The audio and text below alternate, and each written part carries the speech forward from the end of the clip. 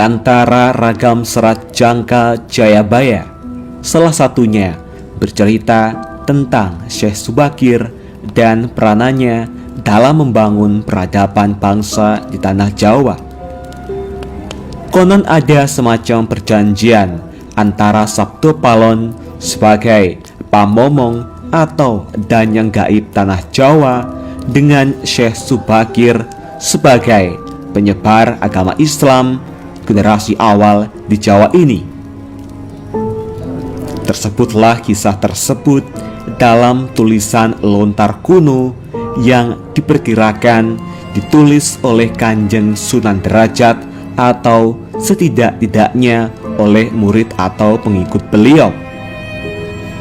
Beliau berhasil menumbali Pulau Jawa yang terkenal angker dan wingit. Beliau juga berhasil bernegosiasi dengan Danyang Jawa, sang penunggu gaib tanah Jawa, untuk menyebarkan Islam di Jawa dengan beberapa syarat. Lantas bagaimana dan syarat apa sajakah yang harus dipenuhi Syekh Subakir tersebut? Mari kita simak ulasan selengkapnya hanya di Alikul Channel. Jangan lupa like, komen, share, dan subscribe. Nyalakan lonceng notifikasi untuk mendapat informasi terbaru, karena semua ini gratis.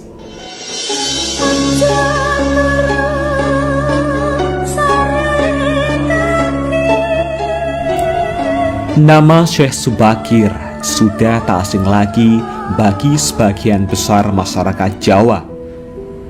Beliau merupakan generasi pertama Wali Songo yang dikenal sebagai orang yang berhasil menumbali Pulau Jawa yang terkenal angker dan wingit. Beliau juga berhasil bernegosiasi dengan Danyang Jawa, sang pelindung gaib tanah Jawa, untuk menyebarkan Islam di Jawa dengan beberapa syarat. Di dalam kitab Musarar diceritakan bahwa pada masa dahulu Pulau Jawa terkenal sangat angker dan kondisinya tak karuan.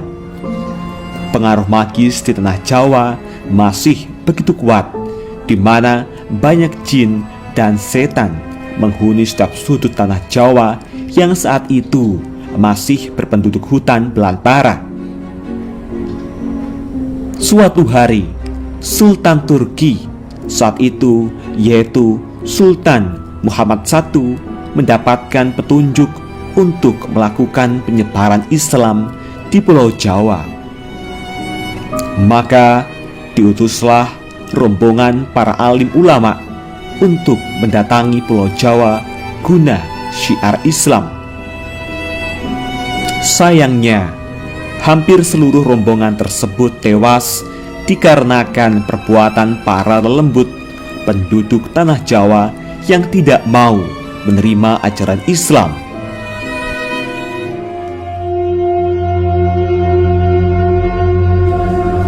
Mendengar kegagalan utusan yang dikirimnya membuat Sultan Muhammad I sedikit gusar. Akhirnya ia pun memerintahkan seorang yang terkenal alim, ahli ruqyah, memiliki kemampuan untuk berinteraksi dengan dunia gaib, serta memiliki keahlian dalam membabat tanah yang angker. Dialah Syekh Subakir, yang memiliki nama asli Syekh Tambuh Ali bin Syekh Bakhir, lelaki yang berasal dari tanah Persia atau yang sekarang lebih dikenal dengan negara Iran. Setelah mendapat perintah Sultan, Syekh Subakir langsung berlayar ke Pulau Jawa. Namun sebelum sampai ke Pulau Jawa, beliau terlebih dahulu mampir ke Praja Keling, sebuah daerah yang diduga terletak di India, untuk mengajak penduduk di Praja Keling agar mau menempati Pulau Jawa. Sekitar 20.000 penduduk Praja Keling turut serta dalam pelayaran Syekh Subakir menuju Pulau Jawa. Sesampainya di Pulau Jawa, Syekh Subakir langsung menuju ke Gunung Tidar yang diyakini sebagai titik pusat dari tanah Jawa. Di puncak Gunung Tidar, Syekh Subakir memasang tumbal berupa batu hitam yang sudah dirajah. Batu tersebut dikenal dengan nama Aji Kolocokro yang mampu menetralisir daya magis negatif dari bangsa jin.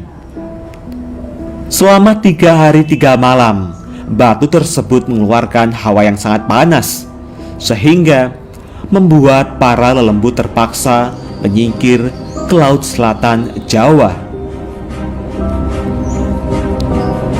Kegegeran di dunia gaib pun mengusik ketenangan Ki Semar Bodronoyo, sang danyang tanah Jawa, yang selama ribuan tahun khusyuk bertapa. Selanjutnya terjadilah adu kekuatan antara Syekh Subakir dengan Ki Semar selama 40 hari 40 malam. Sebab sama-sama kuatnya, akhirnya Ki Semar menawarkan sebuah perundingan kepada Syekh Subakir, yang mana menghasilkan sebuah perjanjian yang terkenal dengan sebutan Perjanjian Sabdo Palon. Syekh Subakir menyampaikan maksud kedatangan beliau ke tanah Jawa guna menyebarkan ajaran Islam, agama yang dibawa oleh Nabi Muhammad sebagai pamungkas agama Samawi. Kemudian Ki Semar pun memperbolehkan Syekh Subakir untuk menyebarkan agama Islam di tanah yang ia lindungi. Berikut dialog Sabdo Palon dengan Syekh Subakir yang terjadi di atas Gunung Tidar, Magelang. Dialog penulis turunkan adalah dialog versi imajiner yang penulis olah dari hikayat tersebut dengan bahasa penulis sendiri.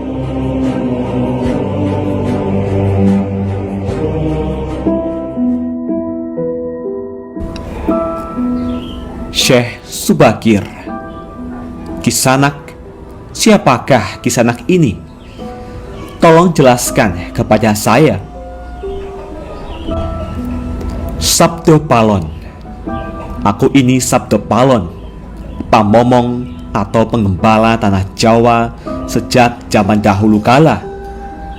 Bahkan sejak zaman Kadewatan, para dewa, akulah pamomong para kesatria leluhur.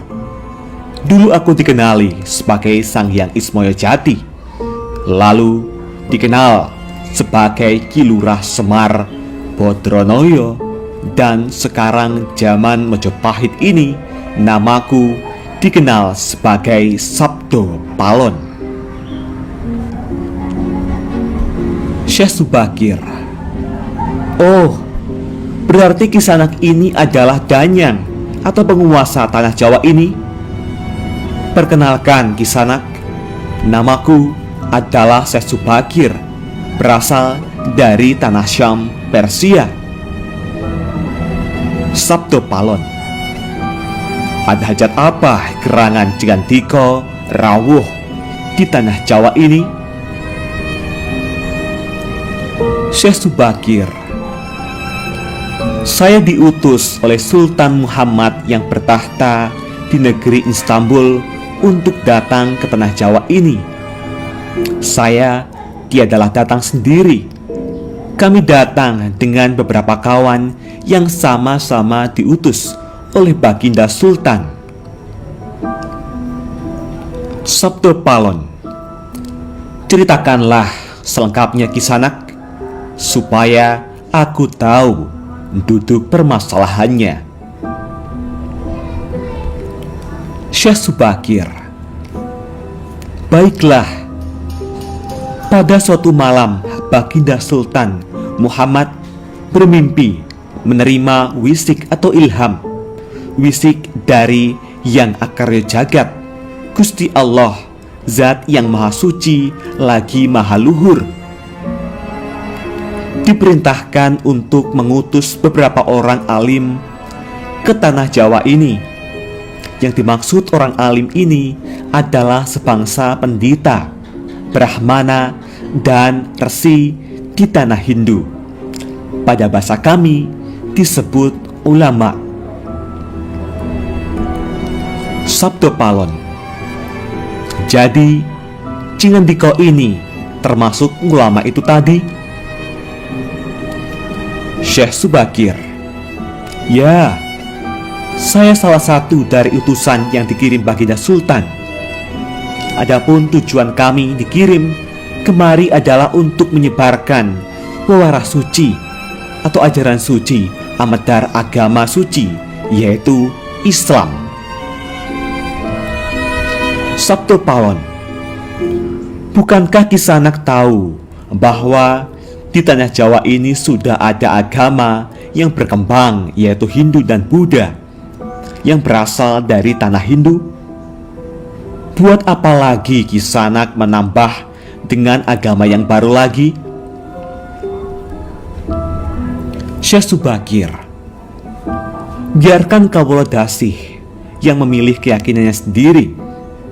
Bukankah Kisanak sendiri sebagai danyangnya tanah Jawa lebih paham bahwa sebelum agama Hindu dan Buddha masuk ke Jawa ini, di sini pun sudah ada kapitayan atau kepercayaan? Kapitayan atau ajaran asli tanah Jawa yang berupa ajaran Budi? Sabdo Palon. Ya, rupanya Kisanak sudah menyelidiki Kawula Jawa di sini. Memang di sini sejak zaman sebelum ada agama Hindu dan Buddha sudah ada kapitayan asli. Kapitayan adalah kepercayaan yang hidup dan berkembang pada anak cucu di Nusantara ini. Syekh Subakir. Jika berkenan, tolong ceritakan bagaimana kapitayan yang ada di tanah Jawa ini. Sabdo Palon. Secara ringkas, kepercayaan Jawa begini. Manusia Jawa sejak dari zaman para leluhur dahulu kala meyakini ada Sang Maha Kuasa yang bersifat tan keno kinoyo ngopo. Tidak bisa digambarkan bagaimana keadaannya.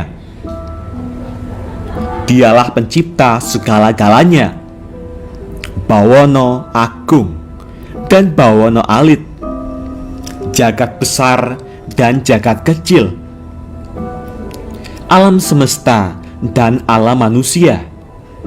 Wong Jawa diyakini bahwa Dia yang Maha Kuasa ini dekat juga dengan manusia. Dia juga diyakini berperilaku sangat welas asih. Dia juga diyakini meliputi segala sesuatu yang ada. Karena itu, masyarakat Jawa sangat menghormati alam sekelilingnya. Karena bagi mereka semuanya mempunyai sukma. Sukma ini adalah sebagai wakil dari Dia yang Maha Kuasa itu. Jika masyarakat Jawa melakukan pemujaan kepada Sang Pencipta, mereka lapangkan dengan tempat yang suwung. Suwung itu kosong, namun sejatinya bukan kosong, namun berisi Sang Maha Ada. Karena itu, tempat pemujaan orang Jawa disebut Sanggar Pamujan. Di salah satu bagiannya dibuatlah sentong kosong atau tempat atau kamar kosong untuk arah pemujaan. Karena diyakini bahwa di mana ada tempat suwung, di situ ada yang maha berkuasa. Syekh Subakir. Nah, itulah juga yang menjadi ajaran agama yang kami bawa, untuk memberi ageman, pegangan atau pakaian yang menegaskan itu semua, bahwa sejatinya di balik semua yang wujud ini ada Sang Wujud Tunggal yang menjadi pencipta, pengatur, dan pengayom alam semesta. Wujud tunggal ini dalam bahasa Arab disebut Al-Ahad, di mana Maha dekat kepada manusia. Bahkan lebih dekat Dia daripada urat leher manusianya sendiri. Ajaran agama kami menekankan budi pekerti yang agung, yaitu menebarkan welas asih kepada alam gumebyar, kepada sesama titah atau makhluk. Lihatlah Sang Danyang, betapa sudah rusaknya tatanan masyarakat Majapahit sekarang. Bekas-bekas perang saudara masih membara. Rakyat kelaparan, perampokan, dan penindasan ada di mana-mana. Ini harus diperbarui budi pekertinya. Sabto Palon. Aku juga sedih sebenarnya memikirkan rakyatku. Tatanan sudah bubrah. Para pejabat negara sudah lupa akan dharmanya. Mereka saling sikut untuk merebutkan jabatan dan kemewahan duniawi. Para pandito juga sudah tak mampu berbuat banyak. Orang kecil salang tunjang bersusah payah mencari pepangan. Zaman benar-benar zaman edan. Syekh Subakir. Karena itulah mungkin Sang Mahajawata Agung menyuruh Sultan Muhammad Turki untuk mengutus kami ke sini. Jadi, wahai Sang Danyang Tanah Jawa, izinkanlah kami menebarkan wewarah suci ini di wewengkon atau di wilayah kekuasaanmu ini. Sabto Palon. Baiklah jika begitu, tapi dengan syarat-syarat yang harus kalian patuhi. Syekh Subakir. Apa syaratnya itu, wahai Sang Danyang Tanah Jawa? Sabto Palon. Pertama, jangan ada pemaksaan agama, dharma, atau kepercayaan. Kedua, jika hendak membuat bangunan tempat pemujaan atau ibadah, buatlah yang wangun bangunan, luarnya tampak cakrak atau gaya Hindu Jawa, walau isinya dalamannya Islam. Ketiga, jika mendirikan kerajaan Islam, maka ratu yang pertama harus dari anak campuran. Maksud campuran adalah jika bapaknya Hindu, maka ibunya Islam. Jika bapaknya Islam, maka ibunya harus Hindu. Keempat, jangan jadikan wong Jawa berubah menjadi orang Arab atau Parsi. Biarkan mereka tetap menjadi orang Jawa dengan kebudayaan Jawa, walau agamanya Islam. Karena agama setahu saya adalah dharma, yaitu lelaku hidup atau budi pekerti. Hati-hati jika sampai orang Jawa hilang Jawanya, hilang kepribadiannya, hilang budi pekerti yang adiluhung, maka aku akan datang lagi. Ingat itu, 500 tahun lagi, jika syarat-syarat ini kau abaikan, aku akan muncul membuat goro-goro. Syekh Subakir. Baiklah, syarat pertama sampai keempat aku setujui. Namun khusus syarat keempat, betapapun aku dengan kawan-kawanku akan tetap menghormati dan melestarikan budaya Jawa yang adiluhung ini. Namun Jika suatu saat kelak karena perkembangan zaman dan ada perubahan, maka tentu itu bukan dalam kuasaku lagi.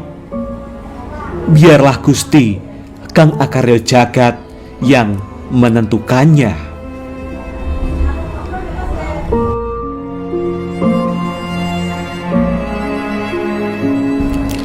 Itulah tadi percakapan antara Sabdo Palon dan Syekh Subakir. Memang susah untuk mengetahui keadaan, asal-usul, atau gambaran kondisi sebuah masyarakat nun jauh ke masa lalu. Semakin jauh masa itu, semakin gelap gambarannya. Namun, upaya-upaya ahli sejarah dan lainnya untuk menguaknya patut dihargai. Paling tidak ada sedikit gambaran yang mungkin bisa kita lihat, meski tidak sebenarnya benar 100%. Bahwa kata Jawa itu bisa diartikan gemati, perhatian, menghargai, menyayangi. Jadi siapapun mereka bisa melakukan itu semua di Pulau Jawa ini akan menjadi leluhur Jawa, entah dia dari belahan dunia manapun. Itulah tadi bunyi perjanjian Sabdo Palon dengan Syekh Subakir. Semoga gambaran kisah yang nun jauh di masa lalu ini bisa dijadikan sebuah mawas diri, dan jangan sepenuhnya kisah ini ditelan mentah-mentah dan selalu ambil sisi positifnya.